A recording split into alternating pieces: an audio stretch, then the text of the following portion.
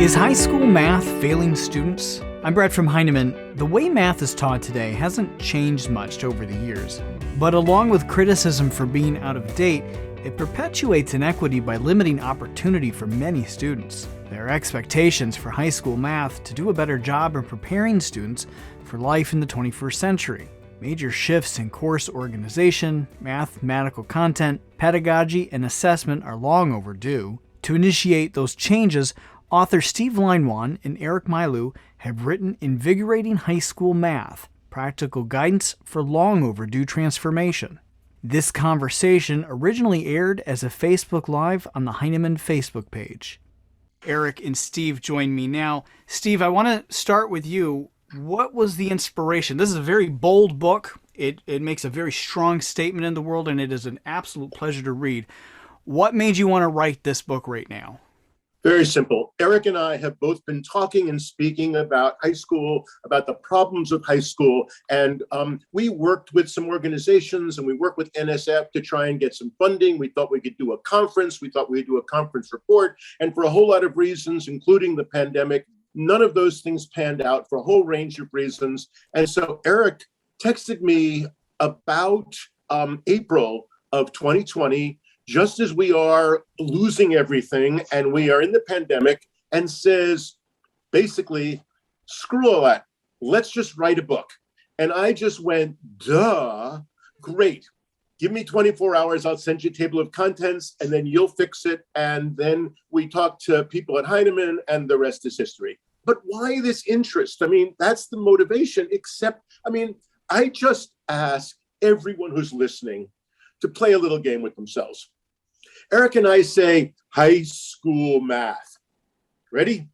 What's the first thing that comes into your mind? What word? What phrase? The fact of the matter is, for most people, the answer is deadly, useless, regurgitation, a bunch of answers that I didn't understand, little applications, not much fun. It is deadening, and therefore it needs invigoration.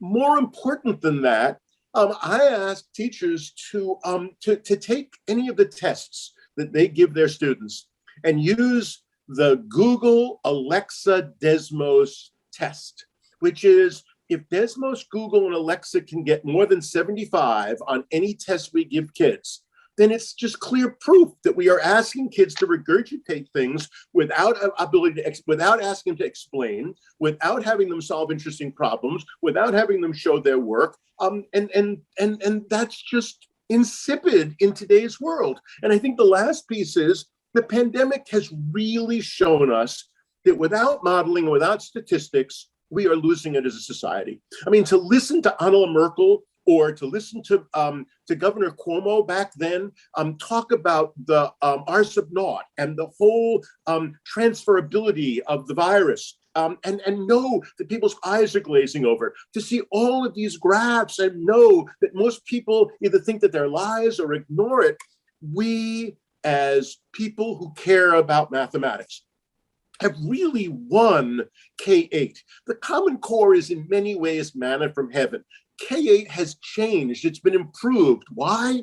It's internationally benchmarked. Why? It's fewer. It's clearer. There are progressions. Teachers know that they have less to do, but they have to go deeper. When we get to high school, none of those things obtain. High school is still, as we talk about in the book, driven by an 1894 report that basically lays out algebra and geometry. It's insipid. And so you put all of those things together and you have a desperate need to change what we do. And Eric and I have argued that the Common Core hasn't helped. Even NCTM's Catalyzing Change laid out a whole lot of things, but teachers have not been given guidance. And so we wrote this book to provide clear, specific guidance to engage people in discussions. We do not believe we have all the answers. We do not believe that you adapt anything in our book, hook, line, and sinker, but we think that it is a starting place so that you can now create your own vision statement. You can create your own goals and purposes statement. You can go and create an outline for these courses. You can begin discussions about detracking. You can talk about how these pathways are so critical, and you can acknowledge the fact that it's hard to get around all those excuses that it provided unacceptable inertia. Let me add to Steve's passion here and go back to about 2016 when then NCTM President Matt Larson said, and I quote him here, he said, "Today, it seems as if nearly everyone agrees that high school mathematics needs to change. For far too long, high school math has not worked for far too many students." It's a bold statement, and it really was a call for action. NCTM took some steps. Catalyzing Change was released in 2018, and what Steve and I wanted to do was build on that momentum and just give some more steps that are actionable across the board for high school math. We wrote about the challenges and the realities that high school math now faces.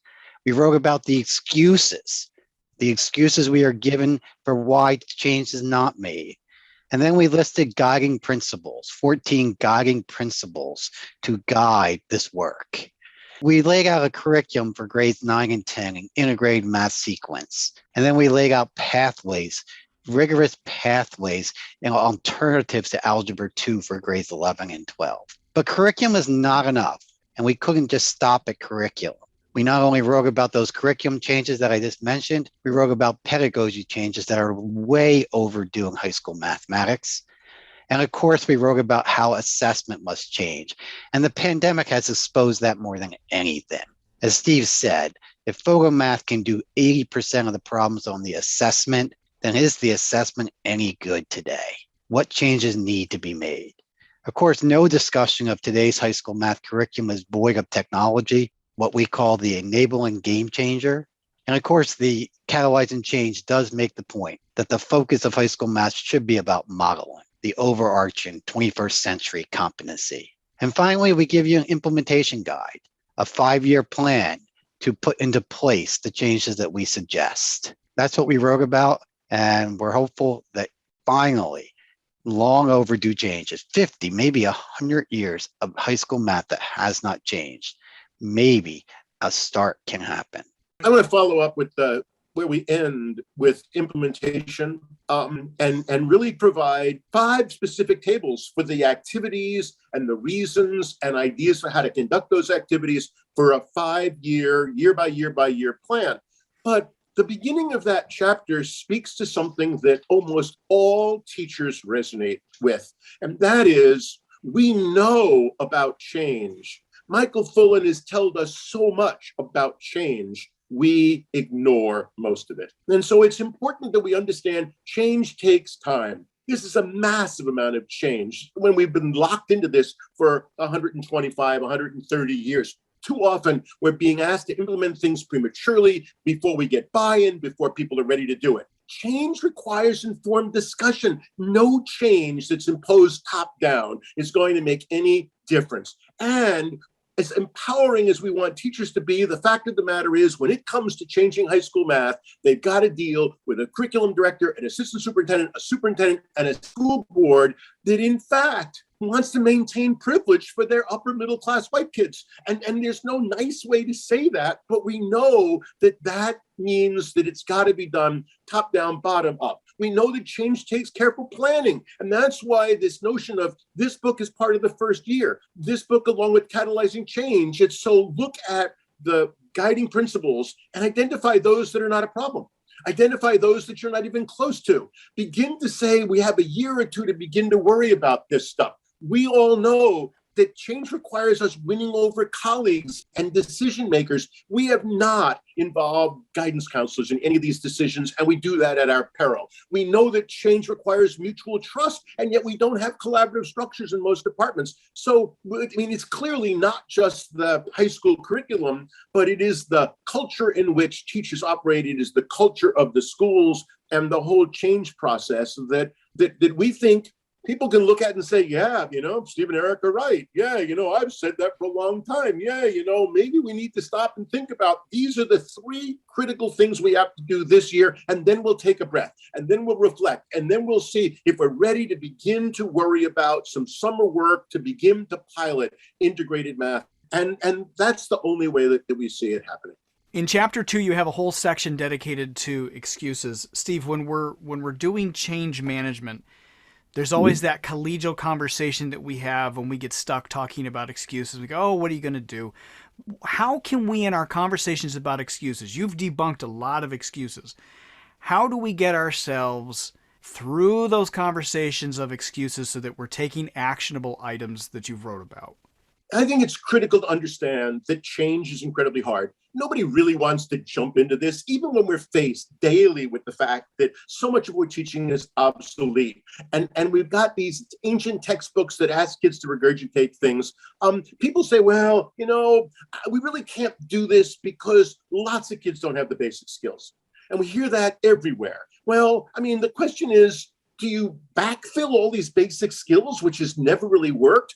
Or do you engage kids with the kind of problems where you are doing both the algebra or the statistics? You're engaging kids because it is about a speeding ticket, or is it about a basketball shot, or it is about something that kids care about? In the book, we have the wonderful problem about at what point will your cell phone be totally charged? And all you have are 4 data points of the percent charge and the time. And I mean, you can't help but want to graph that out, see that it isn't linear, make some extrapolations, but look at the basic skills we're doing at that point. And again, we talk about how many of the skills are today done by technology. And so if we really talk about preparing kids for today's world and being able to think and reason and construct viable arguments and justify and create and use models, then basic skills become a less important thing. It's like, oh, well, they don't know what -7 + 4 is. Well, we know why that is. It's because they've never given a reason. All I know is that all I have to do is say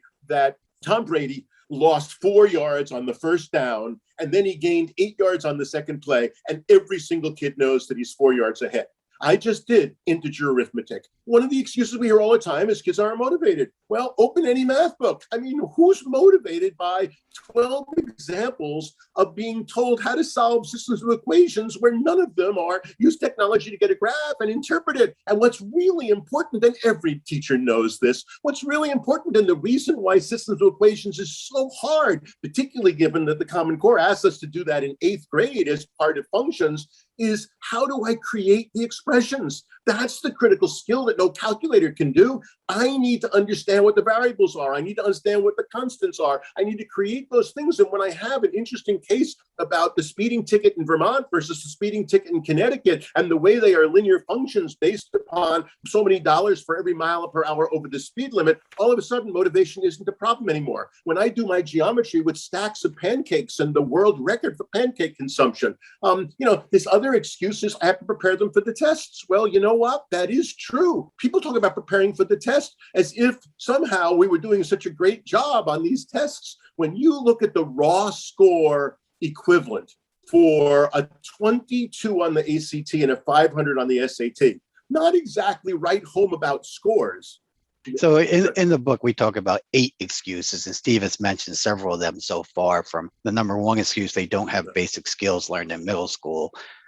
Number 2 excuse, they aren't motivating. And of course, we know that motivation reason is because the curriculum is stuck in the 1930s. I got to prepare them for the tests, these often irrelevant tests. It's what the colleges demand is excuse number 4. And that excuse is becoming less and less of an excuse as colleges begin to really make these changes in their curriculum, changes in their placement criteria. In fact, colleges, I believe, are ahead of where high schools are as far as progressive math curriculum.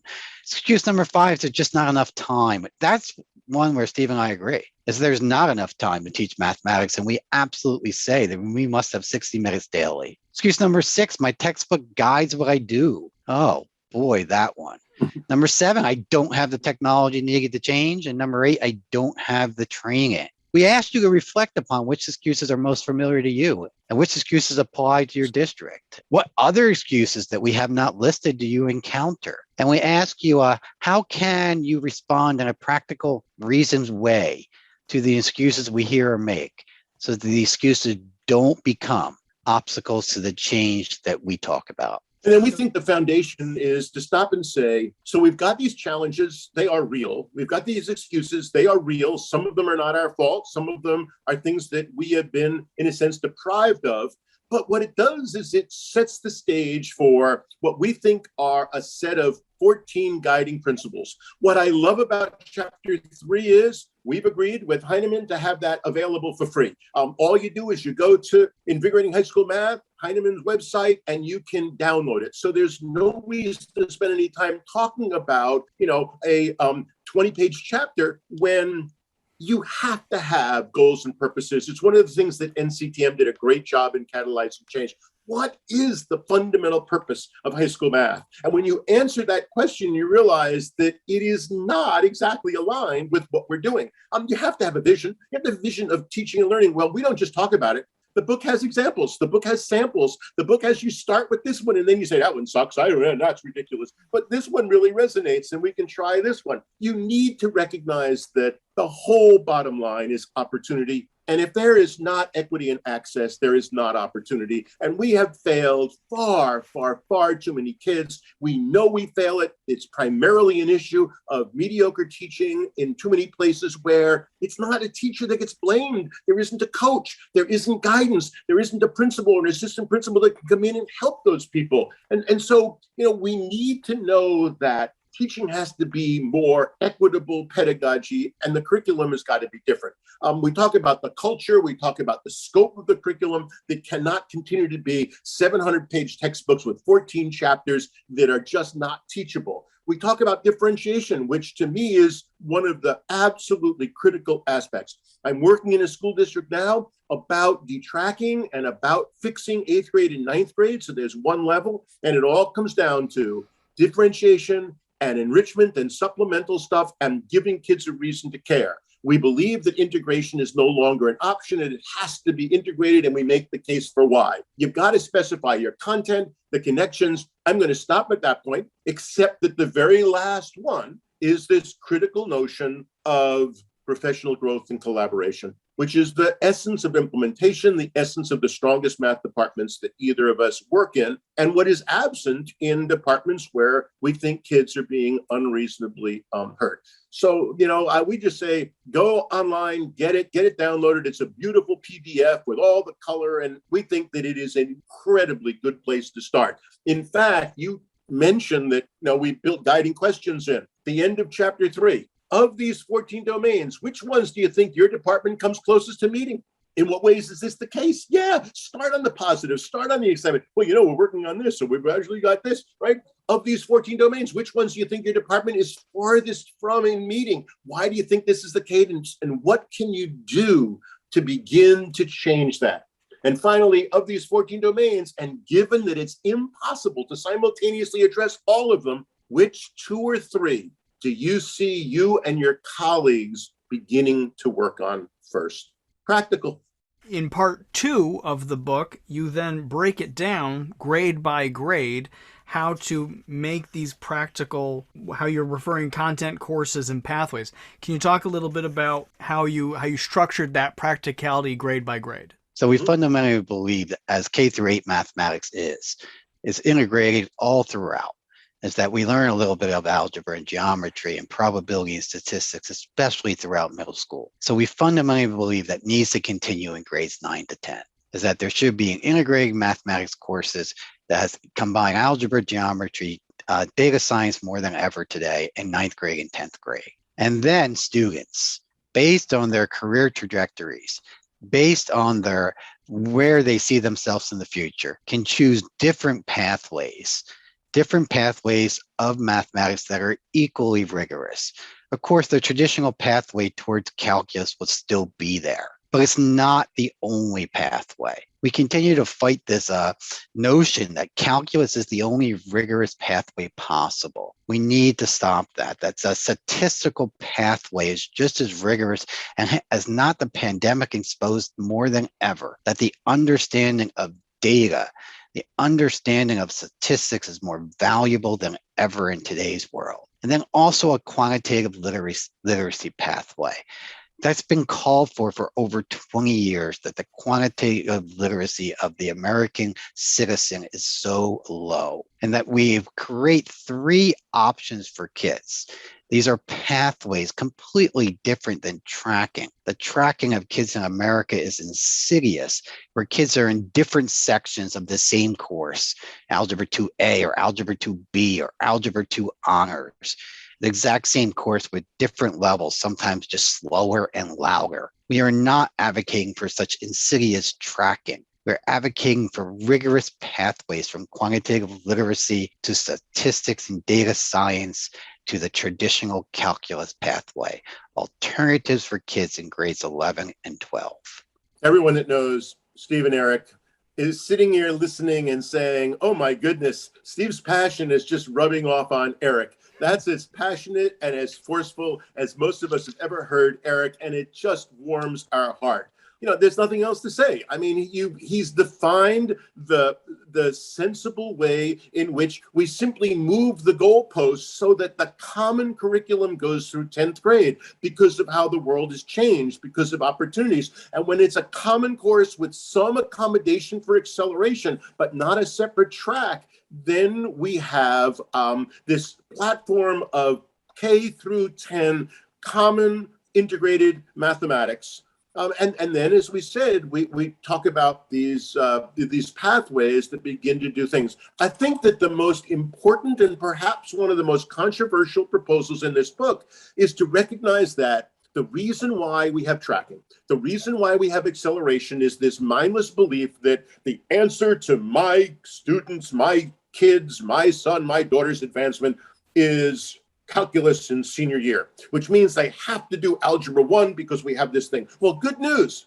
The Common Core has done about a half of an algebra 1 course now in 8th grade when you do what's sensible. If we have an integrated program with the statistics and the geometry and plenty of algebra, Eric and I believe that when you look at the intermediate algebra, the old algebra 2 outline in the book for the calculus pathway, it is a legitimate prerequisite to calculus. In other words, every single kid without being accelerated can move from 8th grade math to integrated 1 to integrated 2. And then if you know you want to be a doctor, you want to be a scientist, you want to be whatever it is, you can do this intermediate algebra where we define it and we talk about taking out the things like polynomial addition and synthetic division and trig identities, and the list goes on of things that have nothing to do with preparation for calculus or things being important. They're great enrichment topics, but they ought not be what holds kids back.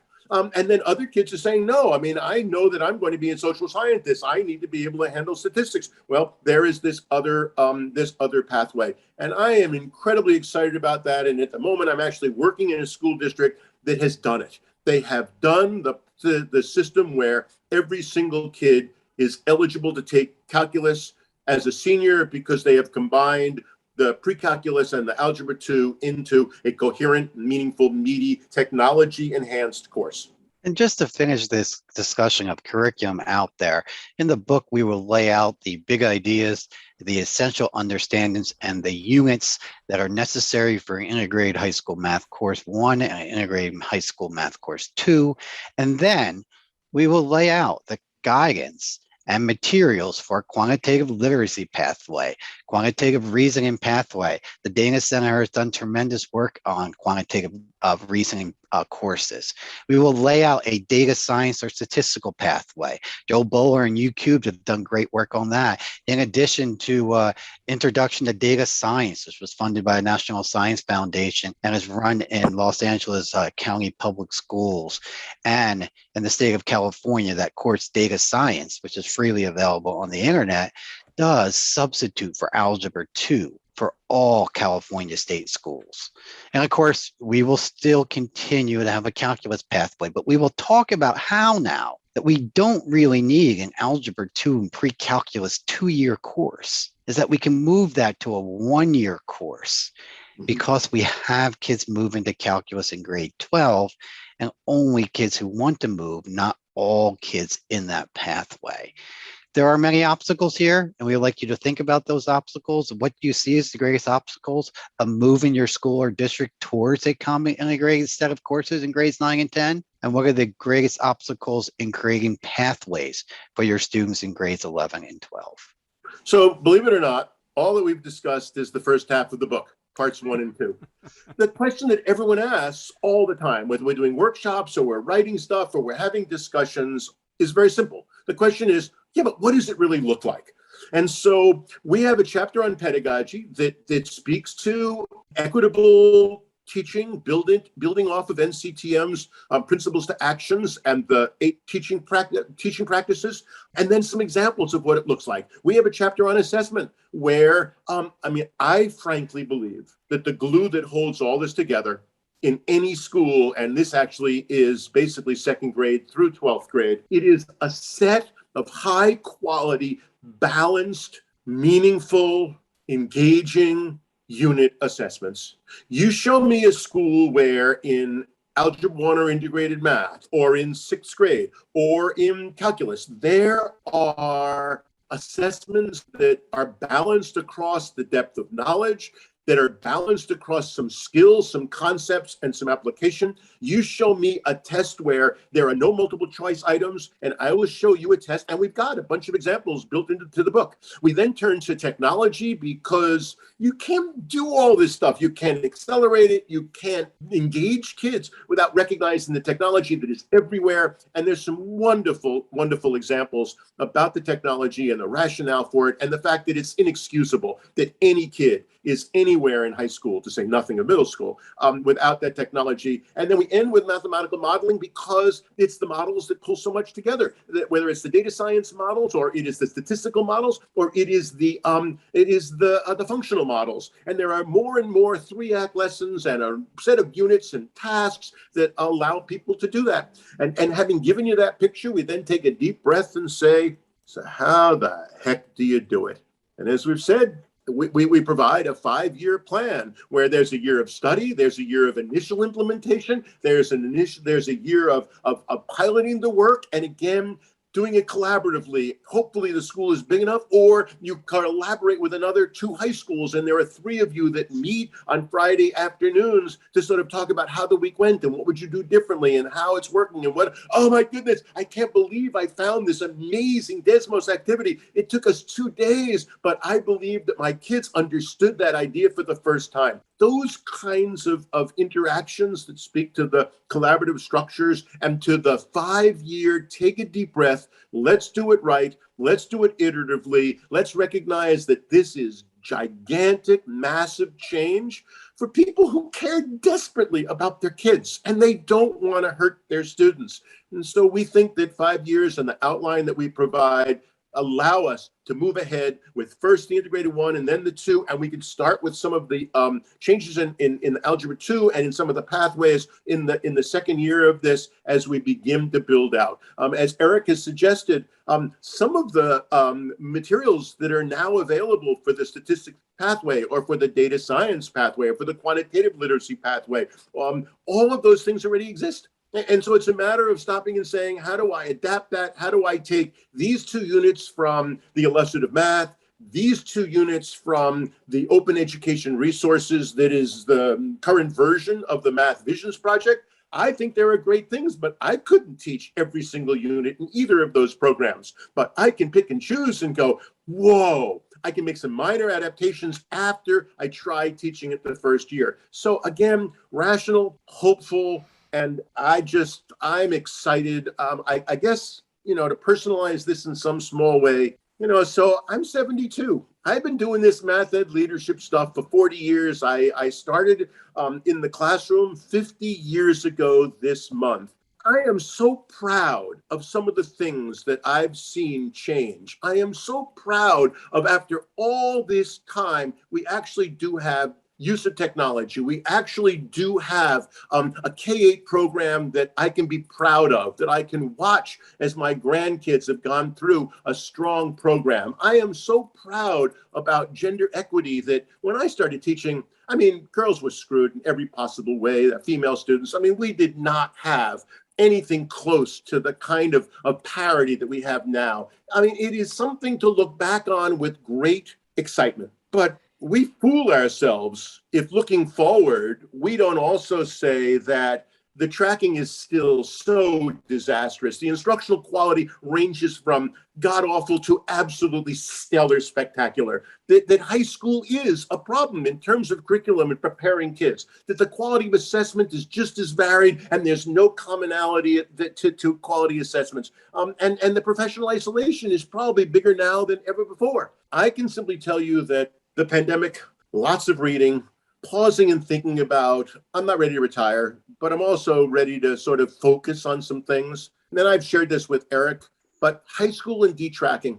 I helped to write the ASSM, the Association of State Supervisors of Mathematics, detracking position paper, building off of the National Council of Supervisors position paper. These are important issues. These are, as Joe Bowler wrote the other day, amazingly complex, complicated, and controversial. But if I can use some of my experiences and use this book as a foundation, and we can invigorate high school and use that and our belief in equity and opportunity to do some detracking, frankly, I'll die happy.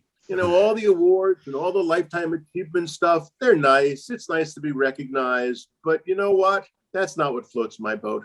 What floats my boat is having people say, your book or your workshop or your ideas. And I know I speak for Eric as well, because he's out there all over the country as well. And he's helping people see what you can do with this technology, what is available, what is free, and basically say to you, how can you not be using these things, these materials to improve the quality of teaching and learning? And so that's really the motivation and the big picture from my crazy perspective. Well, that energy, Steve, and that passion, Eric, it leaps off the pages of this book. So I think we're going to start to wrap things up there. Eric, I don't know if there's anything else you want to have the final word. Yeah, it's always tough to get the final wording with Steve. That's why I thought I'd ask you. Right. But it is a pleasure to be able to be a co-author with him and to be able to I pushed him to want to write this book. And I believe what we have outlined is that the changes we all agree, doesn't matter where you are with respect to your high school teaching career. We all believe it doesn't work for a large majority of our kids. And we've known that forever. We have sat there and refused to make the changes for a long list of excuses. And it's time to stop and say we need to do this for the future of our students, but also for the future of the subject that we love. Gosh, so many of you, I think, listening to this right now, love mathematics like Steve and I do so much. But we know we have to make these changes, and we wanted to give you a roadmap to try to make these changes from curriculum to pedagogy to assessment to technology with an implementation plan and with resources. It's been a great honor. Thank you, Steve. Thank you, Eric. So great. And I just end with the phrase that Eric, has drawn my attention to, that comes from the higher ed community and from the mathematics societies, and that is the status quo is simply unacceptable.